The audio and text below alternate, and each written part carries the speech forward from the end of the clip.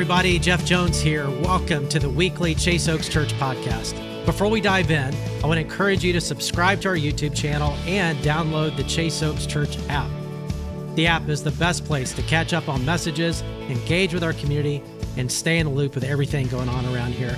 Most importantly, my hope is that today's message inspires you to take your next step in your faith journey. Here we go. All right, hello everybody. So for everybody online right now, really glad you are wherever you are around the country, around the world, as well as those here on Friday night, spring break Friday night. Really glad you're here. So a couple things before I get into the talk. One is next week in our Fruitful series about the fruit of the Spirit, which is came from Paul talking to the Galatians and really just talking about what does spiritual growth look like? Like if somebody is growing spiritually and being transformed, it's not that they're going to be more religious or they're going to be more knowledgeable. That may happen, but the real thing you're looking for is fruit. And he says the fruit of the Spirit. That somebody be more full of love, joy, peace, patience, kindness, goodness, patience, we'll talk about today. Next week is kindness, which sounds like, oh, that's nice, whatever, I know it's supposed to be kind. Don't miss next week. It's really important week because it's just so important right now in our world where there's so little kindness. Today we are talking about patience, but before we do, you got to wait. Sorry. You got to be patient. But before we do, for those who are seniors in high school, or if you have a senior in high school, coming up in a month is our senior retreat, which is something that I do with seniors, and some of our youth staff will be there too. Just really to say, man, the next phase of your life can be awesome, or it can really derail you. And what would it look like to be thinking now about how it could be amazing? And it's an opportunity. I love being able to connect as well, and an opportunity for seniors to connect with others. And that worked really great last year. We did it the first time, and it's a fun time. It's just a Friday night and Saturday, and you can go to the hub at your campus and sign up for that or find out more information. Today we are talking about patience. And among the fruit of the Spirit, the one that tends to be picked most when people say, which fruit of the Spirit do you want to work on the most, or what tends to be patience. In fact, I saw one survey that 95% of 2,000 people listed patience in their top 2 or 3 of the fruit of the Spirit. Say, man, if I'm going to work on one, I'm going to work on that one. I'm going to work on patience. I also saw a survey that I thought was kind of fun. That is 72% of people do something, and that is, I bet you do it too, that when you're on an elevator and you punch the button, right, it's lit. How many of you punch it again and again, right? If nothing's happening, it makes no difference, right? But it feels better just to do it, right? It's hard to be patient. And if you want a little test of patience, there's plenty of those. Like, how about make the mistake I made last week, Sunday afternoon after church, going to Costco on a weekend. I knew better, but it had been so long, I thought it'll be fine. And I'll tell you the Costco story because it was a patience test that I failed. But it was kind of fun because there was a little kid, like little preschool kid, in the cart. We were in everybody's going all these different ways. And I heard this little kid talk to his dad and say, Dad, Costco is dangerous. And he's right, it is dangerous. And it takes a lot of patience, and life takes a lot of patience. And relationships take a lot of patience, right? And today we're going to talk about how we can grow in patience, but not just like in Costco lines and things like that, but really more so about perseverance, like hanging in there when hanging in there is hard, doing the right thing when it's just easy to just give up or give out or blow up or blow out. And perseverance is one of those qualities in patience that if you don't have it, you're never going to be effective in life. You'll never be effective in relationships because you'll quit. And perseverance is, nothing good happens quick. Most things that are good take time. And therefore you have to be able to persevere. You have to be able to have patience. And so my guess is, and you can think of an area, my guess is there's some area of life that you're thinking, that you're praying that God would change. And maybe it's not changing. Maybe there's something you're hoping and working toward or praying toward, and it's not happening. Maybe there's some situation or relationship, and you wish it was better, and you're doing what you can, you feel like, and you're trying to be loving, but it's not changing. And you wonder, God, are you there? What are you doing? What's up to? Just think of one of those areas in life as we look to see, well, how do we navigate that? And how can God grow our patience? And what is God up to anyway? So today we're going to be in the book of James in the New Testament. And James is a really interesting book. For one, it's almost certainly actually the first book of the New Testament that was written. And it was written by James, who was Jesus's brother. Like Mary, Mary was his mom too. Grew up with Jesus. Imagine growing up with Jesus. Like, can't you be more like your brother? It's like, well, he's Jesus, But anyway, that's James. And he becomes the key leader of the Jerusalem church where Christianity starts. And it's written early enough, just a little over a decade after Jesus has resurrected and ascended to heaven. So the Christianity is almost exclusively Jewish. It's not expanded to the Gentile world, non-Jewish world. And James is writing at a time when Jewish Christians have scattered because of persecution by the Jewish authorities and religious leaders and all that who want to stamp Christianity out. And so they've lost their livelihood. They're not living where they want to be living. They're homeless. They're out. And life has been turned upside down. And they are scared and nervous and praying that God would change their situation or that Jesus would just come back and make this world right and take them to heaven because they knew that Jesus had promised to return. Now, they thought that would happen in their lifetime. They had no idea that you and I, 2,000 years later, would still be waiting on Jesus' return. And so they're just saying, God, just either come back, Jesus, or fix my situation. And James writes to them, and here's what he says. And it applies to us. It's the same 2,000 years later. Here's the whole passage, and then we'll talk about it. Be patient then, brothers and sisters, until the Lord's coming. See how the farmer waits for the land to yield its valuable crop, patiently waiting for the autumn and spring rains. You too be patient and stand firm because the Lord's coming is near. Don't grumble against one another, brothers and sisters, or you'll be judged. The judge is standing at the door. Brothers and sisters, it is an example of patience in the face of suffering. Take the prophets who spoke in the name of the Lord. As you know, we count as blessed those who have persevered. You've heard of Job's perseverance and have seen what the Lord finally brought about. The Lord is full of compassion and mercy. There's a lot there. As he's trying to help the believers, which is just as helpful to us, to say, hey, hang in there, and here's how you can grow in patience and be able to keep going and not give up or give out. 3 big takeaways, and the first one is to change your mindset, to adjust your mindset. Now, this was written 2,000 years ago, which in a time where life was not as instant as it is now. I mean, in our culture, they were busier probably, but our pace is just so much faster. Because if we want information, Google it, right? If you want to know an answer, well, we can get it right now. We don't have to wait. We have to look in some book. We can just find out. If you want to cook something, I mean, back in that culture, it took forever. For us, you just turn on a stove or turn on an oven or even better, a microwave. But even then, with a microwave, I use a microwave every morning now that I drink coffee and I heat up my almond milk, and it takes 45 seconds, and it feels like forever. I'm like, come on, right? But that's the world we're in. We're used to things happening quickly. And what James is saying is, yeah, that's not the way life works. It's not the way God works. It's not always quick. It's not always on our time frame. God is not obligated to our time frame, and you got to change your mindset.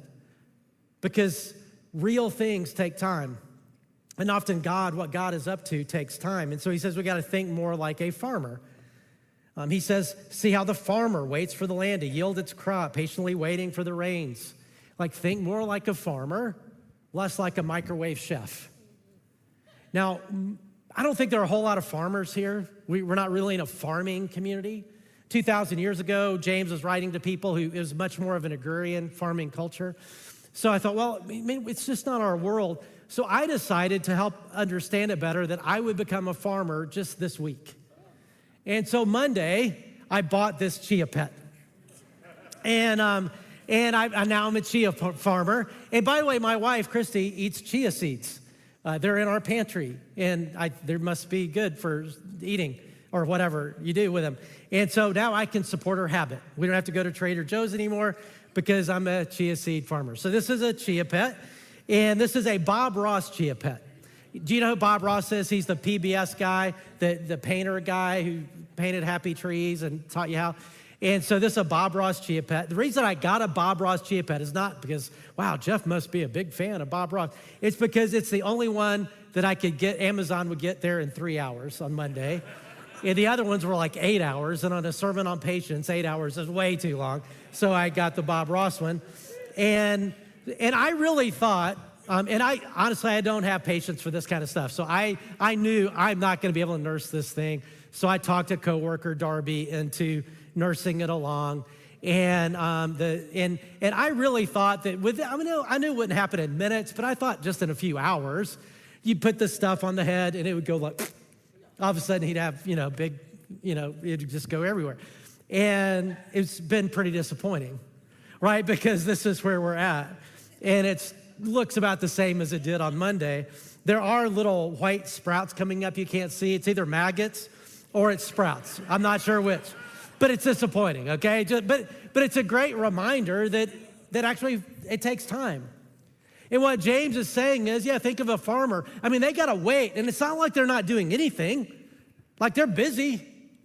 Like they got to till the soil, they got to plant the seeds, they got to weed, they got to water, they got to, do all that they can do, but there's so much out of their control that they have to wait for. They have to wait for the rains, especially then before all irrigation systems and all. They have to wait for the rains. They have to wait for the seeds to germinate and begin to go up. And they have to trust that even though they can't see what's happening under the soil, there's something happening under the soil. Same way with you and me in life with God. There are times we may not see things happen and we think nothing's happening, but it doesn't mean that under the soil, under the surface, behind the scenes, that God's not at work. He is at work. And there's so much out of our control that we have to wait for. And we can get really impatient because God's not on our timetable, but he's not obligated to our timetable. And just because, again, we can't see it happening doesn't mean it's not happening. And therefore, we have to think more like a farmer and just think, okay, I got to play the long game here. I can't expect things to happen like this. And when things take a long time, I actually need to be ready for that. And God, help me be patient with that because you're probably up to something, and I'm just going to trust you. And it takes faith to be patient in that. It takes humility to be patient. But that's what James is saying is, okay, you're not in control. God is. He's good. He's better than you. Trust him. Be patient. And in the meantime, the next takeaway is watch your attitude. Because he said, brothers and sisters, don't grumble against one another, or you will be judged. The judge is standing at the door. When you and I get impatient, we get frustrated. When we get frustrated, we can often be the worst versions of ourselves. And we can take our frustrations out often on the people closest to us that we love the most. And we've all been there. I'm sure we've all done that. And James is saying, man, don't do that. In fact, James is an interesting guy. When you read the book of James, read it this week. He is a punchy guy. Like he was a feisty guy. He's one of those people, you may have somebody like this in your family or in your friend circle, that just the stuff that we want to say but are too scared to say, they just say it. And James was one of those guys. He just said it. And he wasn't sensitive. He wasn't, he needed some help sometimes in the way he said things. And this is one of those, because he's basically saying, hey, you're praying that Jesus will come back. And what he's telling these suffering Christians is, you ought to rethink that, because you don't want Jesus coming back and finding you the way you are right now, because you're grumbly and complaining, and you better change and then ask Jesus to come back, because you don't want him to come back and find you like the way you are now. You don't be grumbly, don't be complaining, because complaining and grumbling is not part of the fruit of the Spirit. And if you find yourself with a complaining spirit, a grumbling spirit toward other people, that's a sign of, the Spirit is not controlling me. That's my flesh, that's my own self, that's my sinful self. God, I need help, I need patience. Because often when things take too long, we get impatient, we become the worst versions of ourselves. Which brings me to the Costco story. Remember that? So Sunday after church, right? So I've spoke, a couple times. I'm tired and I'm hungry because they have food back in the green room. We have a green room. They have food back there, but I don't really eat because I have to talk and it just doesn't, those things don't work well together. And they always take the food away by the time the service is over. So I'm hungry. So I am going to Costco instead of going to lunch, which is what we normally do. But it was okay, right? Because they have the $1.50 hot dog and drink, and that's gonna be great. But I go into Costco, and guess what? I wasn't the only one who had that thought about the $1.50 thing. So it's just all these people. I'm like, well, I'm not doing that. That's gonna take too long. So I get the cart and I get in the fray of all these, it's crazy. Like, Costco on a weekend, right? And people trying to go everywhere and people trying to cross and some people going too slow. It was great. And I had like 11 or 12 things to get. And so I'm going all over, and it's always, you think you get in this section and then you go to another one, you think, oh no, that one's in that one, so you have to go back. And then there's one thing that I couldn't find that Christy wanted, and I couldn't find it because nobody else wants it. It's seaweed. Like, how many people go to, any big seaweed fans out there? Yeah, we got one kind of, okay, we got a few more. Well, she loves it, and I love her, so I was trying to find seaweed. But it's not like they put that front and center. Like, that's not the big draw of Costco, evidently, is seaweed, because I couldn't find it. So I'm, going all over trying to find this seaweed, getting more and more impatient trying to find the seaweed. There's nobody to ask. And so finally, I would have asked him anyway, even if there was. But I finally found the seaweed, and it was actually pretty close to where you go check out. So I thought, okay, cool. So I think I got everything. So I get my cart, and I'm on the left part of all the checkout lines. I'm on the far left looking back, and my heart sinks because there's like 9 people in line behind 9 carts behind every line. And I'm thinking, oh no. But then I look over at the far right at the self-checkout lines, and there's only like 3 or 4 people in line, over there. So I'm thinking, awesome. So I start trying to get through, which means you have to ask people to part the waters like Moses in the Red Sea to try to get through. And this lady right in front of me realized what I was doing, and she saw it, and so she got ahead of me. She was like going, then it's a race. And so we're going, I'm trying to speed up to catch her, but she had the inside track. She made a really good move. All respect, she got ahead of me. And it was all good, even though she had way more than I did. And that was all good so there's still like 3 people ahead of us. I could tell she was looking backwards for somebody else, meaning she had another shopper out there and she wasn't ready to be in line. And that should be a law. Like, you have to have everything if you're gonna be in line. Otherwise, the Costco police should come. I mean, it's not like life in Costco prison, but maybe, a few years or so, I don't know, but that shouldn't happen. And so I could tell, and then when the person hadn't come, and the people in front of us got through pretty quick, and now it's her turn, and she's in front of me, and she's not ready, that person's not back, and I'm like, just lots of bad thoughts. And she knows it, she can feel it, and so fortunately there was an employee that was there kind of watching, and he said, hey, since she's not ready, and he grabbed that little scanner gun and came back past her to my cart and started scanning things in my cart and said, hey, and then we'll get you, and we're gonna get you to pay. By that time, the person had come and she was ready. But as I passed her, I kind of gave her this smile, like, yeah, you just thought you'd win. I won. And then she smiled back, but it was a different kind of smile. And the smile, I really believe what was behind her smile is, you're my pastor. Seriously, I think it's one of you. It's a Chase Oaker. Either she had been to Chase Oaks or she was a Chase Oaker, but I wasn't ready to stop to find out. I just kept going. Like and on my way, I thought, God, that's really wasn't the best version of me. I should have at least stopped and said, hey, and talked, but I was not in the mood for that. And when we get impatient, like me, maybe we're not the best versions of ourselves. I would do that over again if I could. And so if you're that Chase Oaker, I love you, I think you're great. But remember, have everything before you get in there. But in real life, right, like those of you who are parents, I mean, wow, it's hard to be a parent because parenting takes patience. We love our kids, but they're slow to learn. They're slow to obey. And you know what they're like? Me and you with God the Father. You know, the word patient literally is two words put together in the original language of the New Testament, long and suffering, or really it's long and angry. It's long to get angry. It takes long to get frustrated. And mostly it's used about God.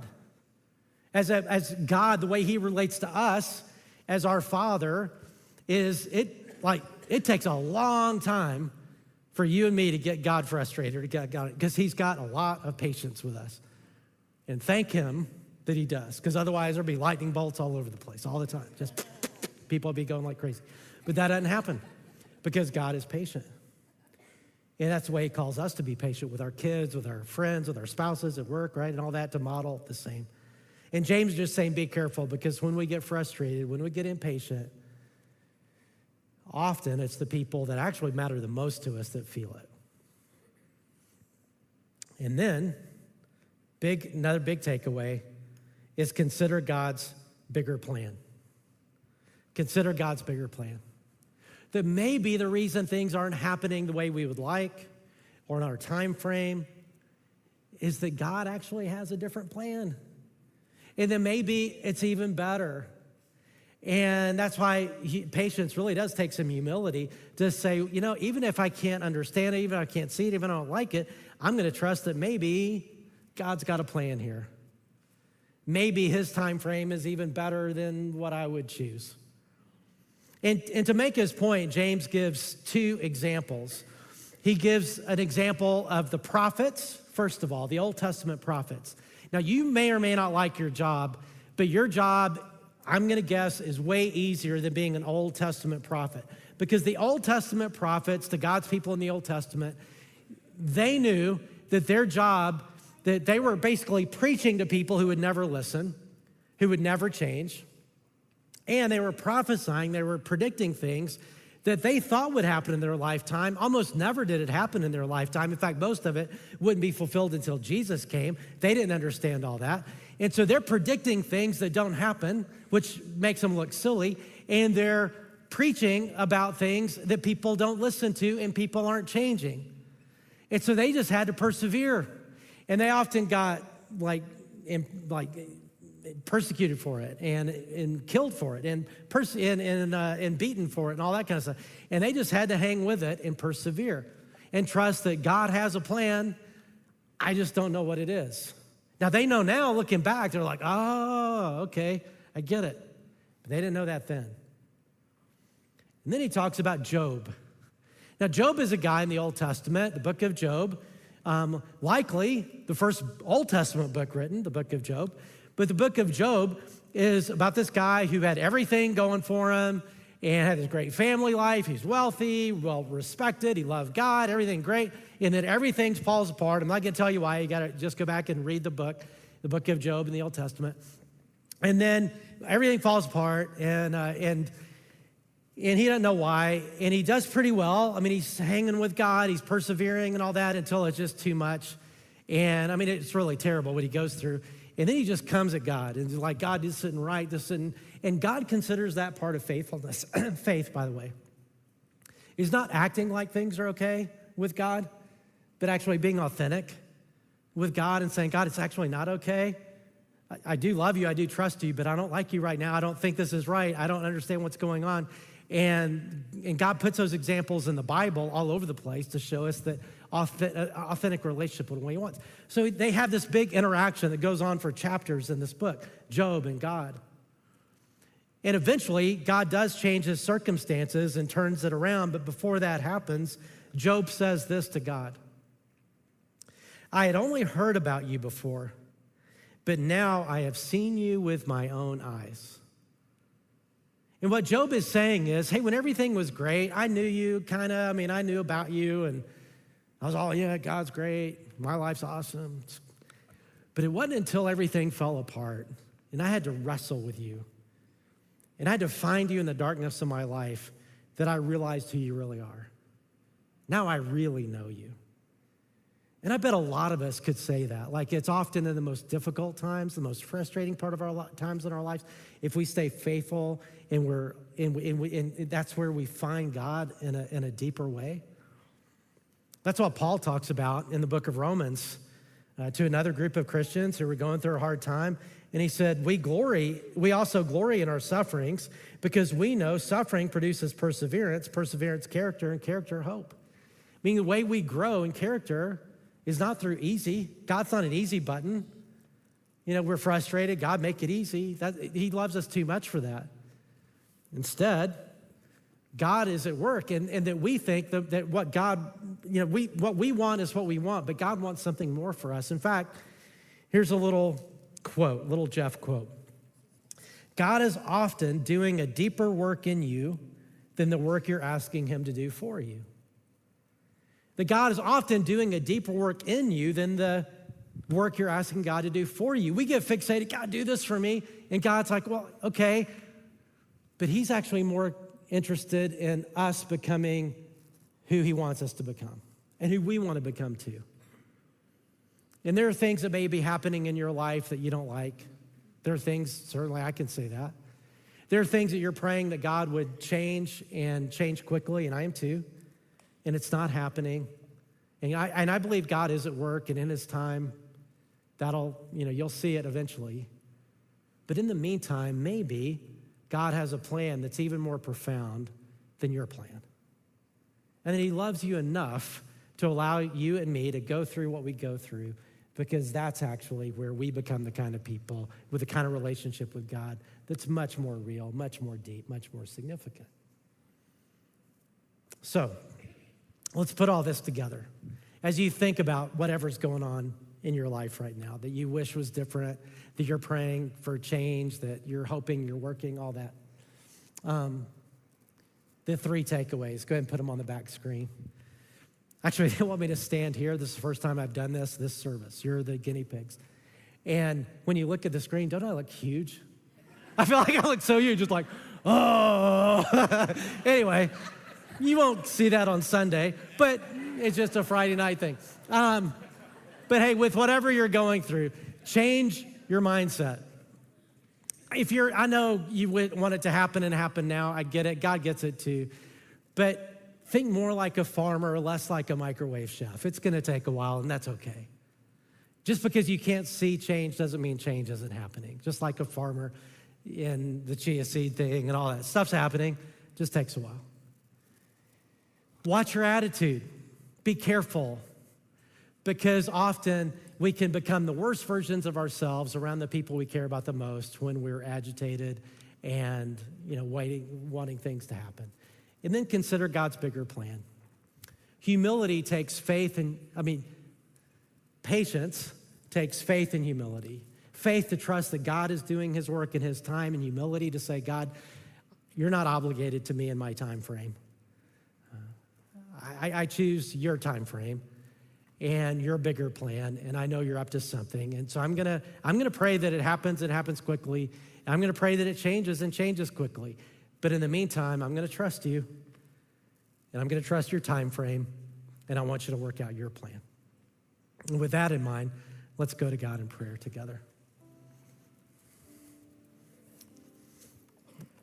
And I invite you just to name your frustration to God, or just something's taken too long, or you just want something to change and it doesn't seem to be happening. He gets it. So just name it to him and give it to him. And God, in all these things that you've heard, God, would you help us to just adjust our mindset to realize that things take time, and that sometimes we just have to persevere, just like a farmer does. God, protect us from ourselves when we get impatient, when we're frustrated, when we start to get complainy and grumbly and self-focused and grumpy. God, don't let us do that. Help us be people full of love, even in a confounding time. And then, God, help us to trust you, trust your plan. And we do. We trust you. We love you. In Jesus' name, amen.